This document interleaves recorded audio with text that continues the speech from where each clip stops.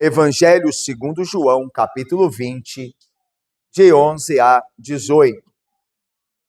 Meus irmãos, recapitulando o que nós vimos pela graça do bom Deus no último domingo,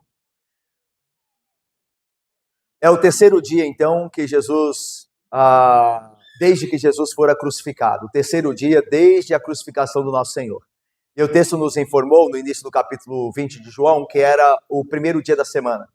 Aquele terceiro dia pós-crucificação era o primeiro dia da semana, o domingo, como um deste que nós estamos, um domingo, o dia do Senhor. E então a Bíblia fala que mulheres foram ao túmulo para, de fato, cuidarem do corpo. E entre as mulheres que lá estiveram, estava Maria Madalena, Maria de Magdala, ou da região de Magdala. E Maria, então, ao chegar ali primeiro, o que nós pressupomos, segundo o estudo dos evangelhos, as mulheres foram, mas Maria esteve lá primeiro, Maria Madalena. E então, chegando ali, ela viu que a pedra havia sido revolvida e que o túmulo estava vazio. E ela correu e foi avisar a dois dos apóstolos, Pedro e João, que o túmulo estava vazio e no entendimento de Maria Madalena, o corpo poderia ter sido roubado. O texto nos diz então que Pedro e João correram até o túmulo e nada viram senão os lençóis, as tiras de linho que haviam sido usadas para envolver o corpo do Salvador. Mas não viram nada além mais disso. A Bíblia diz que João, então, tendo visto o lençol, creu que Jesus Cristo havia ressuscitado, embora ele não entendera as implicações da ressurreição. Ele não entendera acerca do que a Bíblia havia, a Escritura do Antigo Testamento havia dito acerca da ressurreição de Cristo dentre os mortos, mas ele creu que Jesus Cristo havia ressuscitado. Agora nós veremos que Maria Madalena, depois de todo esse episódio, ela retorna ao túmulo. E nós veremos o que há de acontecer ali naquele local. Veja o versículo 11, então. Maria, entretanto, permanecia junto à entrada do túmulo, chorando. Enquanto chorava, abaixou-se e olhando para dentro do túmulo, olhou para dentro do túmulo e viu dois anjos vestidos de branco, sentados onde o corpo de Jesus fora posto, um à cabeceira e outro aos pés. Então, eles lhe perguntaram: mulher, por que choras? Ela lhes respondeu: porque levaram o meu Senhor e não sei onde o puseram. Tendo dito isto, voltou-se para trás e viu Jesus em pé, mas não reconheceu que era Jesus. Perguntou-lhe Jesus: mulher, por que choras? A quem procuras? Ela, supondo ser ele o jardineiro, respondeu: Senhor, se tu o tiraste, dize-me onde o puseste, e eu o levarei. Disse-lhe Jesus: Maria. Ela, voltando-se, lhe disse em hebraico: Rabone, que quer dizer mestre. Recomendou-lhe Jesus: não me detenhas, porque ainda não subi para meu Pai, mas vai ter com os meus irmãos e dize-lhes: subo para meu Pai e vosso Pai, para meu Deus e vosso Deus. Então saiu Maria Madalena anunciando aos discípulos: vi o Senhor. E contava que ele lhe dissera estas coisas. Meus irmãos, vamos orar? Ó Deus santo e bendito, que no dia do Senhor, como relata o texto, que Maria Madalena se encontrava no túmulo, e no dia do Senhor, no primeiro dia da semana, nós, pela fé, nesta manhã, também vejamos o Cristo ressuscitado, ó Deus. O Cristo que vive verdadeiramente à destra do Senhor e pelo seu Espírito no coração daquele que crê. Assim nós oramos, pedindo que o Senhor nos fale por meio de sua palavra pregada. Com perdão dos pecados nós oramos, em nome de Jesus. Amém. Meus irmãos, a partir desta parte do capítulo de número 20, nós temos 3 encontros que pessoas distintas terão com Cristo ressuscitado. A partir então desse texto que nós lemos, nós veremos 3 encontros de pessoas distintas com Cristo Jesus ressuscitado. A primeira dessas pessoas é Maria Madalena, como nós vimos aqui. O segundo será Tomé. E o terceiro, o apóstolo Pedro. Os textos seguintes se concentrarão não só em Maria, como esse texto presente, mas em Tomé e Pedro. E em cada um desses textos e encontros, Jesus, ele faz algo poderoso. Aqui com Maria Madalena, ele traz no choro consolo. Com Tomé, na dúvida, ele trará certeza. Com Pedro, no abatimento, ele trará restauração. O Cristo que vive traz consolo, certeza e restauração. E esses 3 encontros que nós veremos a partir de hoje falarão dessas coisas. Mas primeiro, do consolo que ele trouxe a Maria Madalena e traz a todo aquele que nele crê, que crê no Cristo ressuscitado. Mas vamos ao texto então. O versículo de número 11 diz que depois de Pedro, meus irmãos, e João terem retornado para casa, isso está no versículo 10, olha aí, e voltaram os discípulos outra vez para casa, os 2 discípulos. O texto diz que Maria Madalena retornou ao túmulo e lá permanecia junto à sua entrada chorando. É o que diz o versículo 11. Maria, entretanto, permanecia junto à entrada do túmulo chorando. E por que ela voltara ao túmulo? Irmãos, o texto não diz, mas nós podemos tranquilamente imaginar algumas coisas que possivelmente estariam ali no coração de Maria Madalena. Primeira coisa que possivelmente, como o texto nos dá a entender, ela esperava ter alguma informação sobre o suposto roubo do corpo do Senhor. Tanto que ela vai perguntar ao suposto jardineiro onde que o pusesse para que eu possa levá-lo. Então, é possível que ela voltara àquele local esperando receber mais informações sobre aquele mistério que acontecera no primeiro dia da semana, o terceiro após a morte do Senhor Jesus Cristo. Talvez também o que tenha motivado Maria a retornar ao túmulo seja a sua tristeza, o seu lamento pelo Cristo morto e agora, segundo o que ela entendia, roubado o seu corpo, agora estava. E então, lamentando, ela volta ao último lugar em que sabia que jazia o corpo do Senhor. Essas coisas podem ter levado a Maria Madalena a retornar ao túmulo e à entrada desse estar ali chorando. Irmãos, mas antes de nós continuarmos, nós já temos aqui um primeiro ensino maravilhoso. Nós sabemos que Maria Madalena, por estar ali, encontrar-se-ia com Cristo. Ou melhor, Cristo a encontraria e a consolaria de maneira poderosa. E um dos textos da Bíblia que é um dos textos mais doces, dramático, verdade, mas um dos mais doces da palavra do Senhor. E meus irmãos, ela não seria consolada, ela não ouviria a voz do Senhor e não teria um encontro abençoado com o Senhor ressurreto se ela ali não estivesse. Então isso nos ensina, meus irmãos, que de fato aqueles que permanecem ao lado do Senhor são aqueles que são mais abençoados. Não é verdade que os que choram são bem-aventurados, porque serão consolados? Os que têm amor pelo Senhor, aqueles que sentem pelo Senhor, receberão bênção da parte dele. Irmãos, Maria Madalena não se retirou de perto do sepulcro quando Pedro e João fizeram. Pedro e João foram embora, mas Maria voltou àquele local e ali permanecera. O amor de Maria Madalena por seu gracioso Senhor e Salvador não a permitiu que abandonasse o lugar onde o haviam colocado. O amor de Maria pelo Senhor fora grandemente recompensado. Veja, pense nisso. Ela foi a primeira a ver o Senhor após ressuscitado dentre os mortos. Que privilégio, que bênção.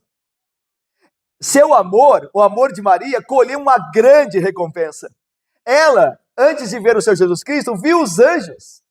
Lembra-se, o texto diz que viu os anjos assentados no lugar onde o Senhor fora posto, o corpo do Senhor, e Pedro e João foram embora e não viram. Mas ela, por permanecer ali, viu, contemplou. Ela foi a primeira a ouvir a voz do Salvador falar o seu nome, o Salvador ressurreto, Maria. E foi o primeiro a ouvir as explicações do Senhor, conversar com ele após a sua ressurreição. Veja quantas bênçãos. Tudo isso porque ela ali estava e dali não saiu. Permaneceu. Pelo amor do Senhor, ela permaneceu naquele lugar. Meus irmãos, essa narrativa, ela sempre nos lembrará que os que honram a Cristo e o amam serão honrados por Ele e experimentarão da sua graça como nenhum outro. É verdade, irmãos, que dentre os crentes encontramos graus diferentes de fé, zelo e amor pelo Senhor. Não é verdade? Entre os crentes nós percebemos que há aqueles que creem, é verdade, mas não amam o Senhor como outros amam. Nós encontramos entre os crentes medidas do amor pelo Senhor diferentes. Há pessoas que parecem não amá-lo tanto na sua fraqueza. Há pessoas que se dedicam ao zelo fervoroso e se entregaram mais do que outros ao Senhor. Quão, porém, então, são felizes aqueles que, esforçando-se, perseveram em viver próximos do Senhor. Não são todos, mas certamente existem aqueles que assim o fazem. Aqueles que estão sempre indo ao Senhor com lágrimas de arrependimento e cânticos de gratidão. Aqueles que prestam louvores ao Senhor no dia do Senhor, tanto nas horas da manhã, como agora, como estarão aqui à noite também, não deixando o lugar da adoração no dia do Senhor. Não é verdade? Quando muitos deixam, quando muitos acham que não precisam, não há por que vir nos dois horários. Que bênção que teriam, deixe-me descansar um pouco, afinal, não é verdade? Mas quão abençoados serão aqueles que toda oportunidade que possuem aproveitam para estar perto do Senhor. Para esses, o Senhor tem uma bênção especial. Que felizes são aqueles que buscam consolo em sua palavra diariamente e falam com o seu Senhor a cada instante através de orações sinceras e conduzidas pelo Espírito. Esses, não tenham dúvida, irmãos, esses serão mais recompensados. Esses serão mais felizes. Esses serão mais abençoados. Eles conhecerão o Senhor ressurreto mais profundamente e experimentarão do seu poder de forma mais intensa. Isso é verdade, irmãos. Quantos crentes poderiam ser mais bem-aventurados, mais felizes, mais confiantes, mais firmes, se permanecessem mais ao lado do Senhor? Graças a Deus, meus irmãos, se você é um desses crentes que permanecem ao lado do Senhor, que não perdem uma reunião semanal, podendo estar aqui, se não estiverem trabalhando ou não estiverem doentes, se esforçam, fazem de tudo para não perderem uma sequer oportunidade de estar ao lado de Cristo, ouvindo sua palavra. Bem-aventurado você é e feliz você será mais do que todos os homens. Deus tem uma bênção especial para você, meu querido. Você será grandemente recompensado, como Maria foi. Vamos retornar ao texto?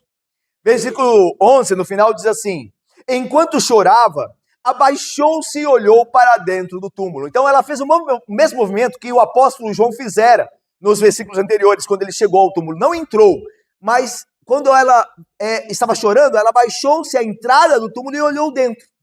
E para a surpresa dela, para a recompensa dela, lembram-se? Olha o que ela viu. Versículo 12, vamos ler juntos? E viu dois anjos, vestidos de branco.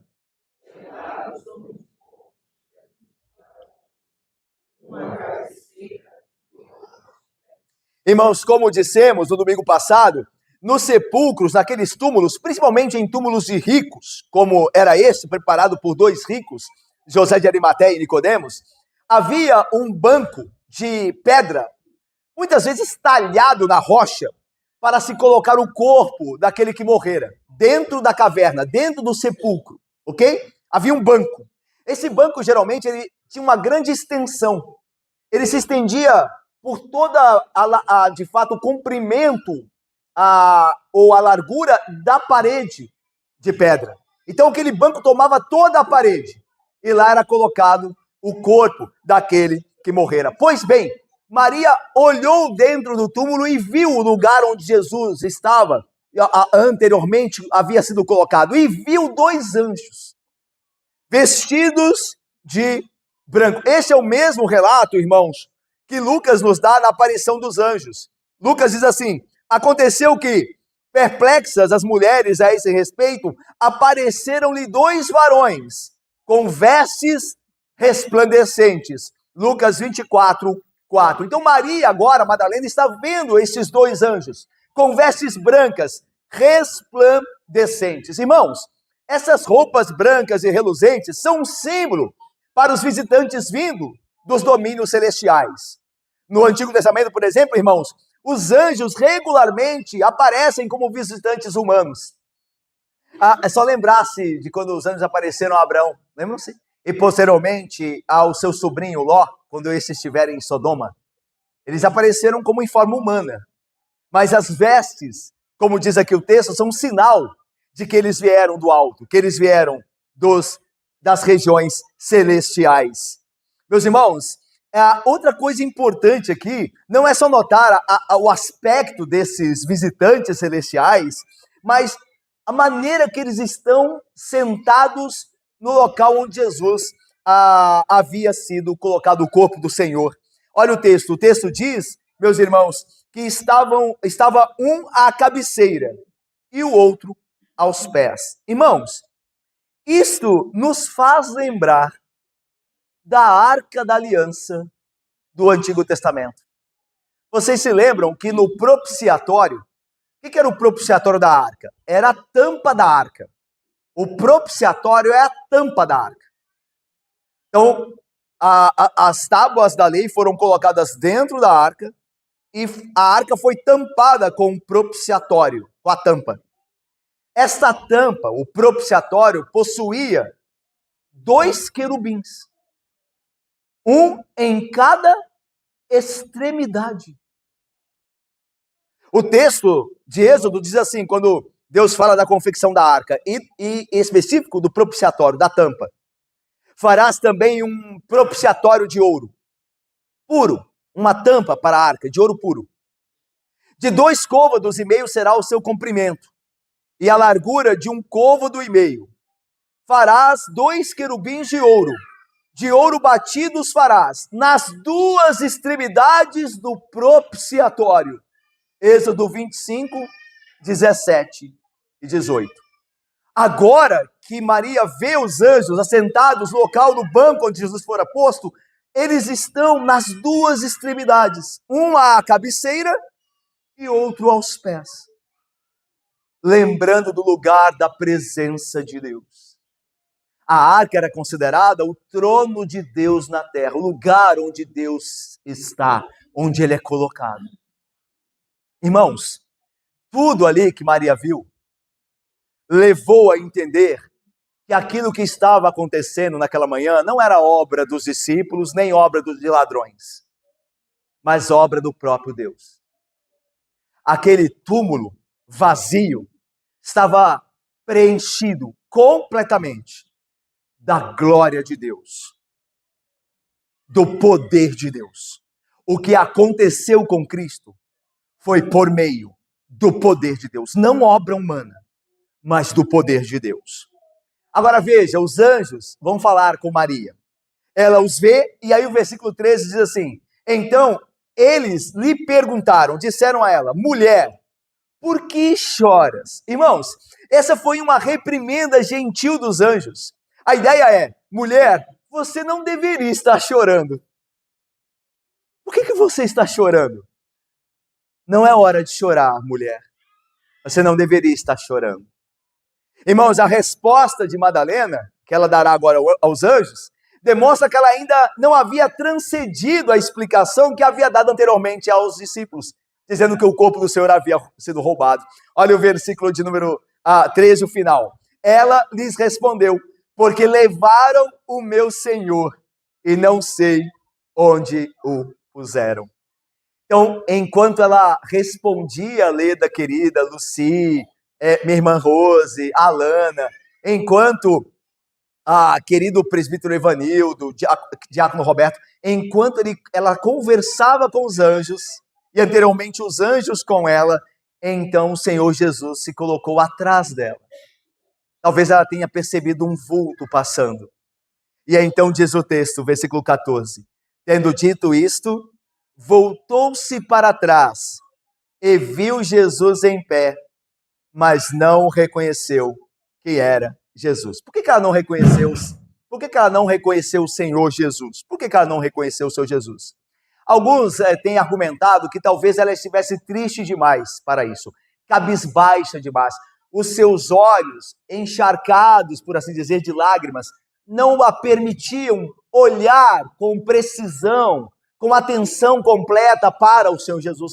E por isso ela provavelmente não teria reconhecido num primeiro instante. É verdade que isso pode ter colaborado para o fato de Maria não ter reconhecido o Senhor Jesus naquele instante. Mas é verdade também, meus irmãos, que alguns textos da Bíblia nos lembram que algo semelhante aconteceu a outros discípulos diante do Cristo ressuscitado. Eles, num primeiro instante, também não reconheceram o Senhor. Veja Lucas, capítulo 24, eu vou ler para vocês, não precisam abrir não, eu lerei para vocês, com relação aos discípulos que estavam a caminho de Emaús. Olha só, aconteceu que enquanto conversavam e discutiam esses discípulos que saíam de Jerusalém depois de Cristo ter morrido e iam para Emaús, que o próprio Jesus se aproximou e ia com eles, andando. Os seus olhos, porém, dos discípulos estavam como que impedidos de o reconhecer. Lucas 24, 15, 16. Então veja, não foi só Maria que não reconheceu Jesus imediatamente. Esses discípulos de Emaús também não reconheceram aquele que andava com eles. Lá em Marcos 16, diz assim, depois disso, depois de Jesus ressuscitar, manifestou-se em outra forma. É interessante esse outra forma de Marcos. Manifestou-se em outra forma, de uma maneira diferente. Talvez de uma qualidade diferente. E aí diz o texto, porém estavam como que impedidos de o reconhecer. Marcos 16, 12. E aí veja João 21, 4. Mas ao clarear da madrugada, estava Jesus na praia. Isso é depois de ressuscitado, nós vamos ver isso no Evangelho de João. Todavia os discípulos não reconheceram que era ele. João 21, 4. Então percebam, depois de ressuscitado, ele, ao se encontrar com os discípulos, como fez com Maria Madalena, ele imediatamente não fora reconhecido. Irmãos, tomados conjuntamente esses relatos, nós podemos pensar aqui que havia um certo mistério que envolvia as aparições do Senhor com o seu corpo glorificado. Embora o corpo do Senhor Jesus Cristo fosse o mesmo em essência e substância, havia uma qualidade diferente. E talvez isso tenha, num primeiro momento, dificultado os discípulos de reconhecerem que era o Senhor Jesus Cristo. Veja, por um lado, o corpo do Senhor era um corpo como o nosso, ressuscitado. É um corpo humano, de carne e osso. Por quê? Depois dele ter ressuscitado, ele foi tocado, ele foi manuseado. Olha só o que diz Lucas. Jesus diz assim, depois ressuscitado, vede as minhas mãos e os meus pés, que sou eu mesmo, apalpai-me e verificai, porque um espírito não tem carne nem ossos, como vedes que eu tenho. Lucas 24, 39. Então veja, o Senhor Jesus Cristo estava em carne e osso depois da ressurreição, ok? Mas ainda, ele possui, ainda nos céus, a marca dos seus sofrimentos, infligidos na sua morte. Isso está em João 20, nós veremos, quando ele diz, como nós vimos aqui, vem aqui, coloca a mão aqui no meu lado, na ferida, vê que sou eu. Então era um corpo, certo? E que conservava as marcas no seu sofrimento na cruz. Mas ele também, pós-ressuscitado, poderia manusear coisas. Ele, por exemplo, ele comeu peixes. Diz lá, Lucas 24, 42 e 43, então lhe apresentaram um pedaço de peixe assado e um favo de mel. Ele comeu na presença deles. Então, como nós comemos, ele também, então como ele foi tocado, como nós somos tocados, ele foi visto, apalpado, ele possui os ferimentos da sua morte na cruz, pós-ressurreição, ele comeu como nós comemos. Então era um corpo como o nosso, porém, a Bíblia informa mais sobre esse corpo ressuscitado. Por outro lado, porém, seu corpo passou pelas roupas fúnebres. Nós vimos isso no domingo passado, que os lençóis de linho que haviam enrolado o Senhor Jesus Cristo, o corpo dele, estavam intactos, porém o corpo não estava mais lá, ele passou pelos corpos. A Bíblia diz, meus irmãos, também, em João 20, 19, nós veremos isso, que os discípulos estavam trancados com medo dos judeus, a portas fechadas no local, e Jesus se pôs no meio deles, com as portas trancadas. É um mistério. E ainda, meus irmãos, algumas vezes nós vimos, então, que ele não era reconhecido. Então, qual a explicação que se dá a isso? A explicação mais próxima que nós temos disso e verdadeira é a que Paulo dá. Olha o que Paulo diz sobre o corpo glorificado. Pois assim também é a ressurreição dos mortos. Semeia-se o corpo na corrupção, ressuscita-se na incorrupção. Semeia-se em desonra, ressuscita-se em glória. Semeia-se em fraqueza, ressuscita-se em poder. Semeia-se corpo natural, ressuscita-se corpo espiritual. Se há corpo natural, há também corpo espiritual.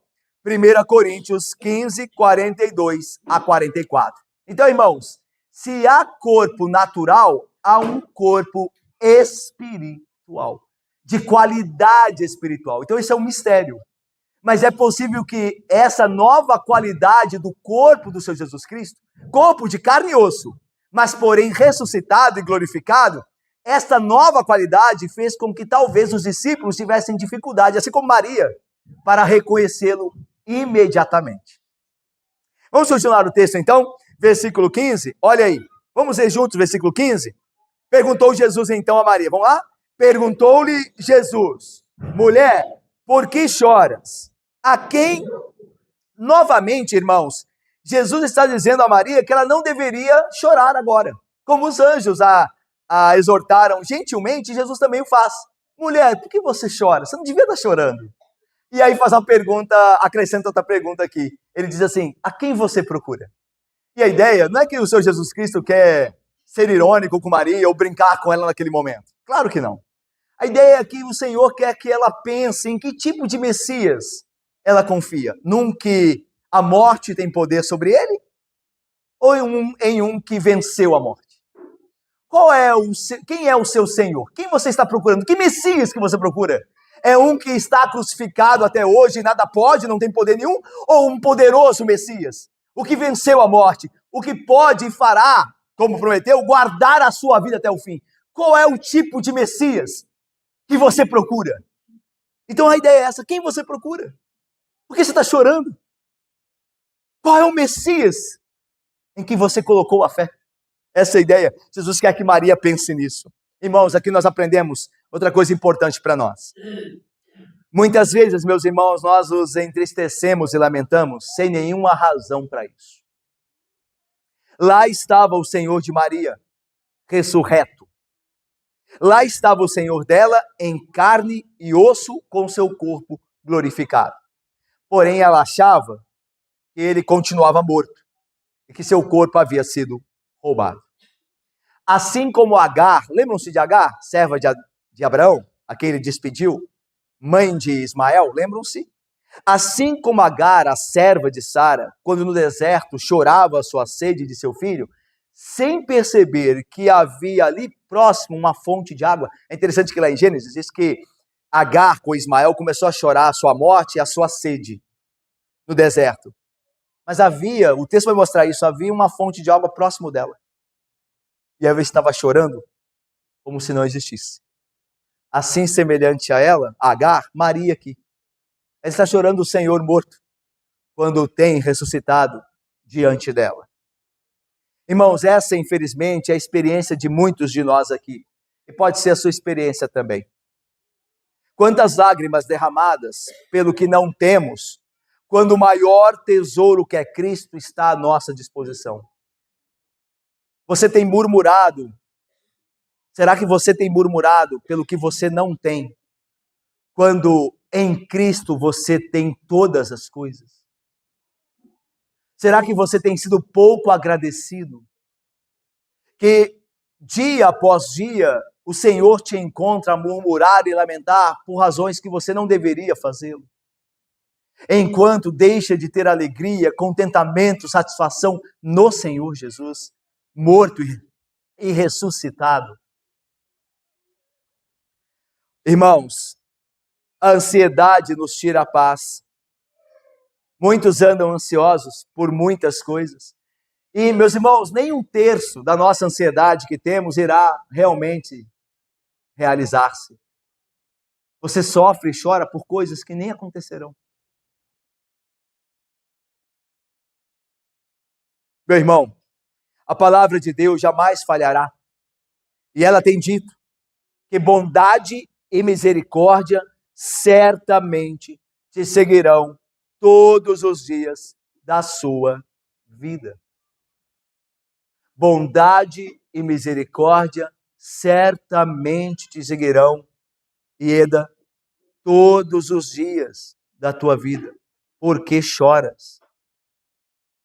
Não crês que bondade e misericórdia nos seguirão, como Deus falou, e Deus não falha, todos os dias da nossa vida?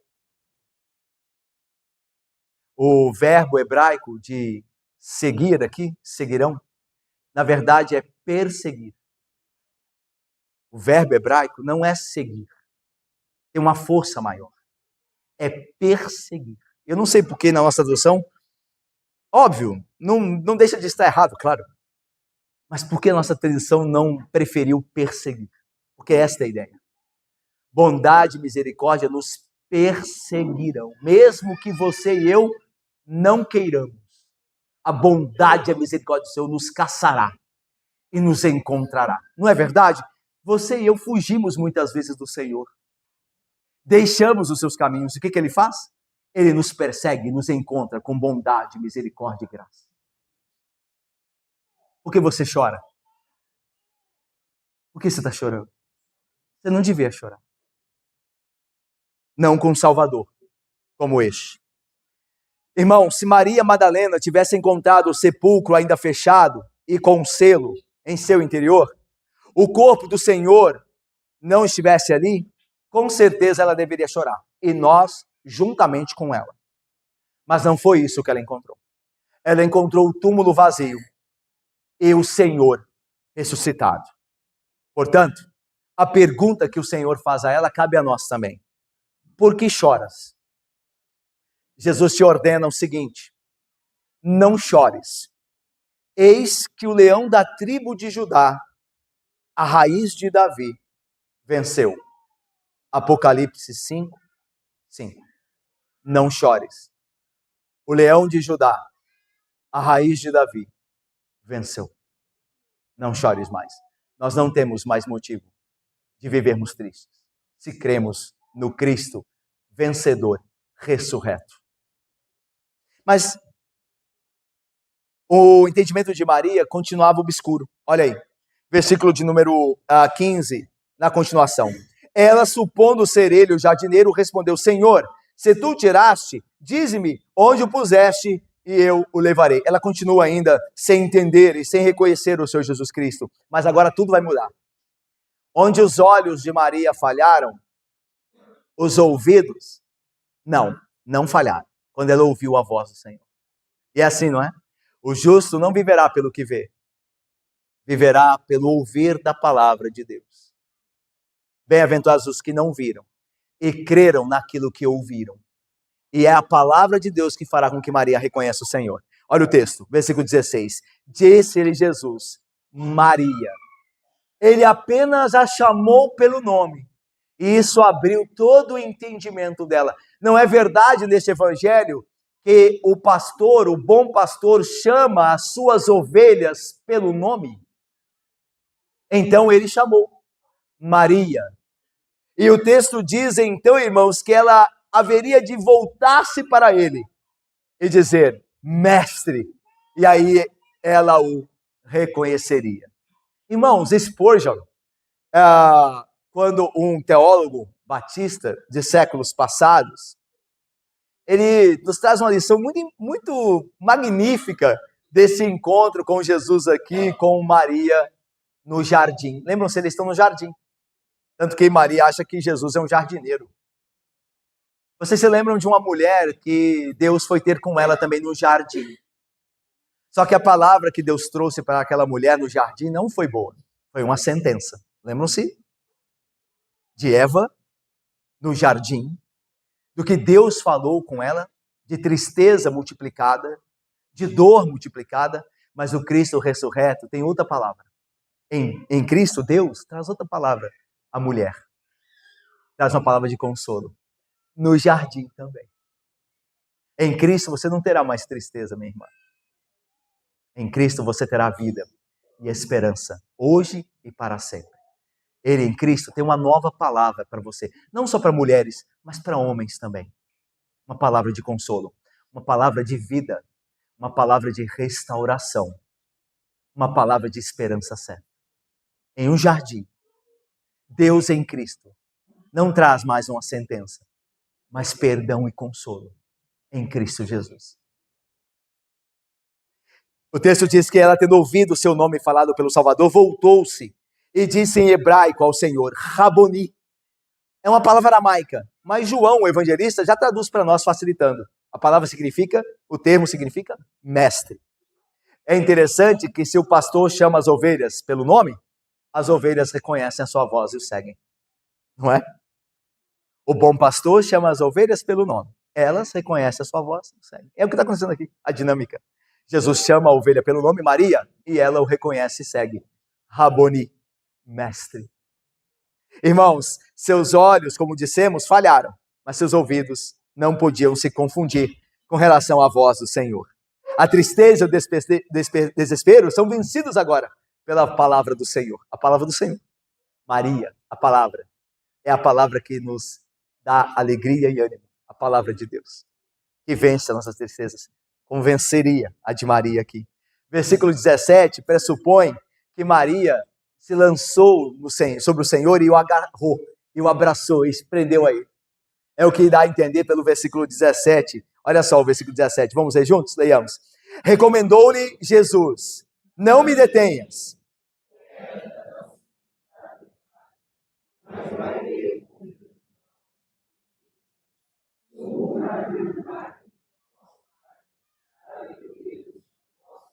Irmãos, Maria teve a reação que talvez eu e você tivéssemos também se nos colocássemos e ali estivéssemos no lugar dela. Ela se agarrou ao Senhor. A seu amor e sua alegria agora, vendo Cristo ressuscitado, tendo reconhecido por sua palavra, por ouvir seu nome da boca dele. Então ela se agarra ao Senhor Jesus Cristo. Daí a ideia de não me detenhas, e o verbo aqui é não me toques, não me prendas, não me segures. Então é muito natural que ela tenha se agarrado aos pés do Senhor, como geralmente as mulheres piedosas faziam, né? Elas se jogavam aos pés do Senhor. Então pode ser que ela tenha agarrado os pés do Senhor, como alguém que não quer deixar mais o Senhor ir. Imagine, né? O Senhor já desapareceu uma vez. Não desapareça mais. E agarrou-se a ele. E o texto diz que Jesus a repreende docemente. Olha, não se segure a mim, não se prenda aqui. Não me detenha. E por que não? Ele explica. Porque eu ainda não subi para o meu pai. A ideia é, eu ainda tenho algum tempo com vocês. Então, pode ficar tranquila. Eu estou no processo de subir. Tanto que o final do versículo diz assim, subo para meu pai e vosso pai, para meu Deus e vosso Deus. A ideia é, eu estou no processo. Isso vai acontecer daqui a alguns dias. Então, eu estou me preparando para isso. Só que eu ainda não subi. Então, você pode ficar calmo. Eu ainda vou ficar com vocês alguns dias. Isso está de acordo com o registro de Atos. Quando o texto diz assim, Lucas é o autor de Atos, né? Ele escreve assim, escrevi-te o primeiro livro, ó Teófilo, é o homem a quem Lucas escreve o livro de Atos, relatando todas as coisas que Jesus começou a fazer e ensinar até o dia em que, depois de haver dado o mandamento por intermédio do Espírito Santo aos apóstolos que escolhera, foi elevado às alturas. Na linguagem de João, subiu ao Pai. Aí Lucas diz assim, Atos, continua. A estes também, os apóstolos, os discípulos, depois de ter aparecido, se apresentou vivo com muitas provas incontestáveis, aparecendo-lhes durante 40 dias. Então, depois que o Senhor Jesus Cristo ressuscitou e apareceu aos seus discípulos, ele continuou fazendo isso durante 40 dias. Por isso ele disse a Maria, eu não subi ainda para o meu Pai. Ele ia ficar cerca de 40 dias com os seus discípulos em aparições e palavras de ensino e conforto, até que ele de fato fosse assunto aos céus, ele subisse para o Pai. Por isso Maria não precisava se agarrar a ele, como se fosse perdê-lo. Meus irmãos, o que nós aprendemos aqui rapidamente? O que nós aprendemos aqui? São muitos dentro da igreja que querem sentir, querem usar os sentidos para ter comunhão com Cristo. Não são poucos os cânticos que se canta aí, dizendo, quero tocar-te, quero te abraçar, quero... Coisas estranhas, porque o Senhor Jesus nem fisicamente está aqui. Então como é que nós faríamos isso? Abraçar o Senhor Jesus Cristo. Tocá-lo agora. Se ele corporalmente não está aqui, mas está à destra de Deus assentado. Então, a ideia, meus irmãos, é que nós não nos apeguemos na relação com Cristo aos nossos sentidos.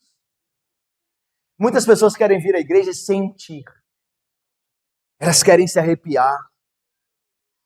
Elas querem pular. Elas querem ver. Não é à toa que as igrejas que se utilizam de imagens estão cheias. Porque as pessoas querem ver.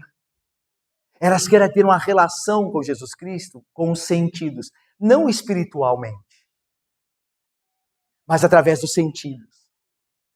Há pessoas, por exemplo, irmãos, infelizmente, que nunca choram ao ler a Bíblia.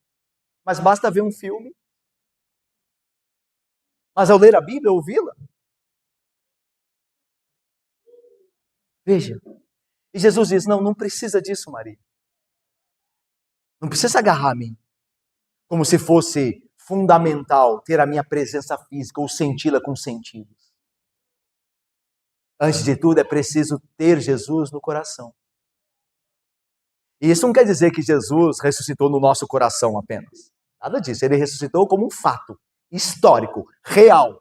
Corpo e alma ressurretos. Certo? E está à destra de Deus. Mas é verdade também que nós devemos ter uma comunhão com Ele, não de sentimentos, de impressões, mas de coração entregue, de fé verdadeira, de fé obediente. Essa é a relação que Cristo quer. Tanto que ele diz a Maria, Maria, não me prendas, não faça assim. Não é necessário. Eu estarei com você, Maria, até a consumação do século. O meu Espírito estará em você. Que é o mais importante do que você me tocar, me apertar. É o meu Espírito estar dentro de você. Judas provavelmente tocou no Senhor Jesus Cristo. Na sua hipocrisia, ele pode ter abraçado o Senhor Jesus Cristo. Mas isso não o salvou. Porque Cristo não estava nele. O Espírito de Cristo não estava nele. Lembre-se disso. É mais importante se relacionar com o Senhor espiritualmente, obedecendo, do que ver coisas e sentir. A relação com Cristo é obediência. Lembram-se? Aquele que tem os meus mandamentos e os guarda é o que me ama. A relação com Cristo passa pela obediência. Inevitavelmente, pela obediência. Se você o ama, você o obedecerá. Mesmo que você não tenha visto ainda. Olha o que o apóstolo diz, o apóstolo Pedro. Ele escrevendo aos crentes.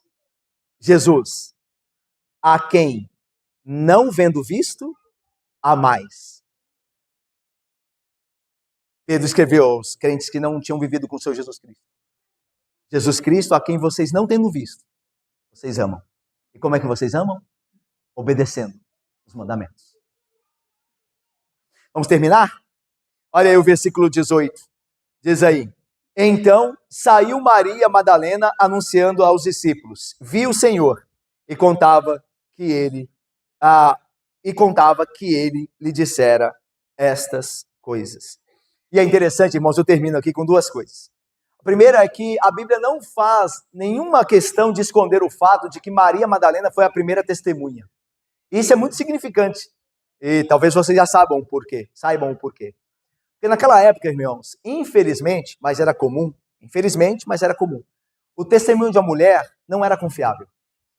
Para vocês terem ideia, naquela época, uma mulher não era recebida no tribunal, porque o testemunho dela não valia.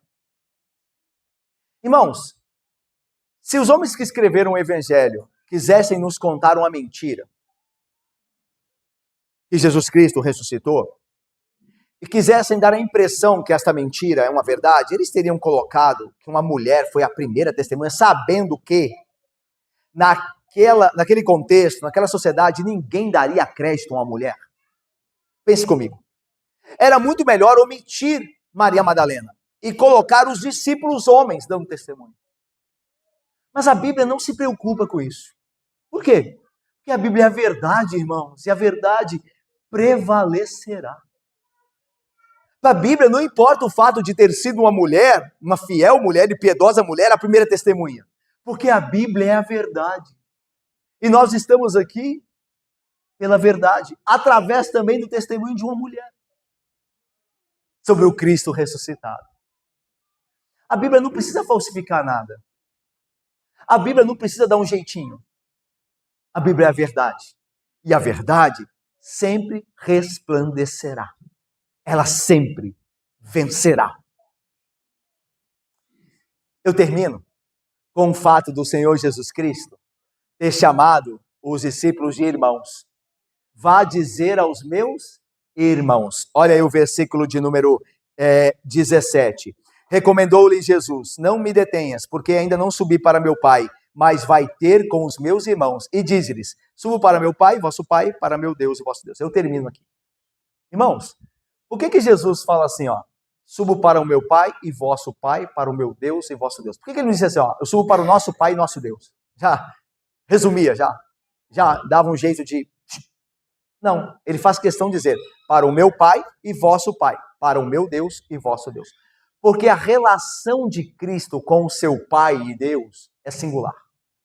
Nós somos filhos por adoção. Cristo por natureza. Você já pensou se a Bíblia colocasse que Deus, e que Cristo tivesse dito, subo para o nosso Pai? Então quer dizer que a relação nossa de pecadores com Deus é a mesma dele.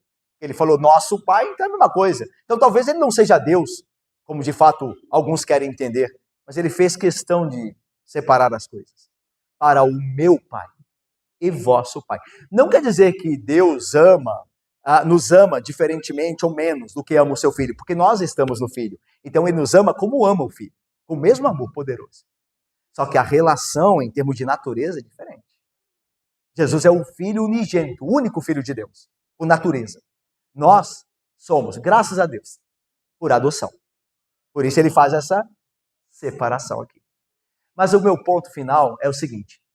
Irmãos, Jesus nos chamou de irmãos, chamou os seus discípulos de irmãos. Esses mesmos discípulos que dias antes, horas antes, haviam o abandonado, deixado a ele. Alguns discípulos que haviam horas antes negado. Lembra-se de Pedro? E ele chama esses discípulos de irmãos. Diga aos meus irmãos. E é interessante, não? Porque no Evangelho de João há um progresso da maneira que Jesus chama e fala aos seus discípulos. Ele começa chamando eles de servos, depois de amigos, e agora, depois de ressurreto, de irmãos. Porque pela justificação, mediante a obra de Cristo, que nós nos apoderamos pela fé, nós somos adotados. Então, depois de Cristo ressuscitado, nós passamos a ser filhos de Deus, aqueles que creem no seu nome, no nome de Cristo. Então, nós somos chamados de irmãos, independente das nossas falhas, dos nossos tropeços, dos nossos pecados, da nossa rebeldia, da nossa insensibilidade, da nossa falta de consideração por nosso irmão maior. Ele nos trata como nós não merecemos. Lembra do salmo que nós lemos? que Deus nos trata como nós não merecemos, que Ele é misericordioso no trato conosco. Você está vendo aqui, Jesus Cristo, Deus, homem, nosso irmão maior, nos tratando a nós pecadores como irmãos. Aqueles que falham tanto, como eu e você falhamos, são considerados como são de fato, filhos de Deus, irmãos de Cristo. Bênção do Senhor, irmãos. Bênção do Senhor para mim e para você. Nós somos irmãos do Senhor Jesus Cristo. Ele é o nosso irmão maior. O que significa que quando nós cairmos, nosso irmão maior estará lá. Nosso irmão maior estará lá. Quando nós nos entristecermos, Ele estará lá para nos consolarmos. Ele jamais nos deixará. O nosso irmão em Deus Pai jamais nos deixará. O Todo-Poderoso, Jesus Cristo. Meus irmãos, eu termino lembrando as implicações da filiação para com Deus. Nós somos filhos de Deus por meio do nosso irmão maior, Jesus Cristo. Olha o que João diz na sua primeira carta, eu termino. Vede que grande amor nos tem concedido o Pai, a ponto de sermos chamados filhos de Deus. E, de fato, somos filhos de Deus. Por essa razão, o mundo não nos conhece, porquanto não conheceu a Ele mesmo. Amados, agora somos filhos de Deus. E ainda não se manifestou o que haveremos de ser. É magnífico isso. Porque nós já somos filhos de Deus, mas ainda não somos completamente. Por exemplo, nós teremos o corpo glorificado do Senhor Jesus Cristo, como filho exaltado de Deus. Nós teremos a mesma qualidade no nosso corpo. Então João diz, nós já somos filhos de Deus, mas ainda não se revelou todas as implicações de sermos filhos de Deus. O que nos aguarda, irmãos? Paulo diz que nem ouvidos ouviram, nem olhos viram o que Deus tem preparado para os seus filhos. Nós já somos, mas ainda não se revelou ainda o que haveremos de ser completamente.